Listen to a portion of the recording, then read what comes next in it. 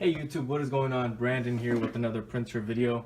Today we've got the Epson Artisan 730. If you're having any issues with your print quality, just a certain color is not printing for whatever reason, or your prints are coming out pretty choppy, this is a method you can go ahead and use to solve your print quality issue. Now the first thing you're going to want to go ahead and do is open this up.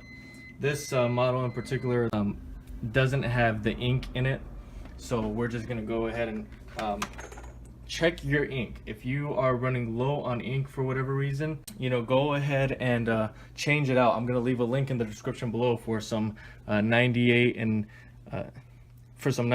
color and black ink so that you can go ahead and change that. That is, if you're running it low, you're not doing anything by running it low. You're not getting more usage out of it. You're just drying out the printhead. So go in the description below. I'm going to leave a link down there so you can go ahead and get that on Amazon.com. So once you have taken the ink out, you're going to want to have a syringe just like this, and this is going to do the majority of the cleaning.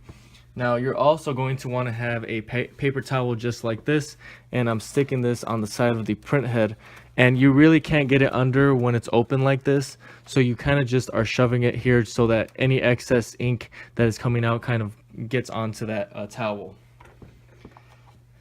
So once you've got your syringe kit, which is also going to come with cleaning solution and everything you're going to need, you're just going to go ahead and put this right over the nozzle.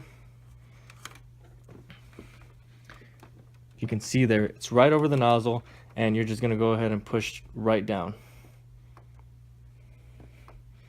And you're going to repeat that process to each color. Now, if a certain color is not working for whatever reason, and you're having the majority of the issues with, let's say, black ink, you're going to just focus on that one. I would use all the cleaning solution on that color alone. So I would use up all of the solution here. Now you can do this multiple times, and that's what I would do if I were you.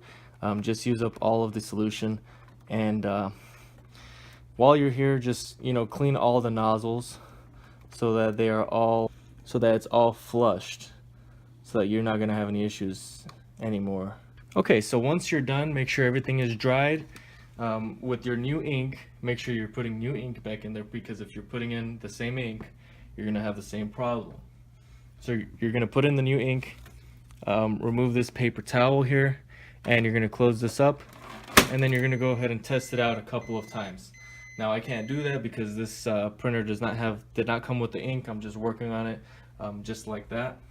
But if this didn't work for you for whatever reason, I'm also going to leave a link in the description below for you to buy a new version of this printer and a couple of other ones that use similar ink. So that's going to be in the description as well, those links, so that you can go ahead and do that. Now if you were wanting to buy another printer, or you kind of wanted to shop and wanted to see what the best printer was for you, you can go to my website, bestprinterstech.com. That's going to be somewhere on the screen here or in the description.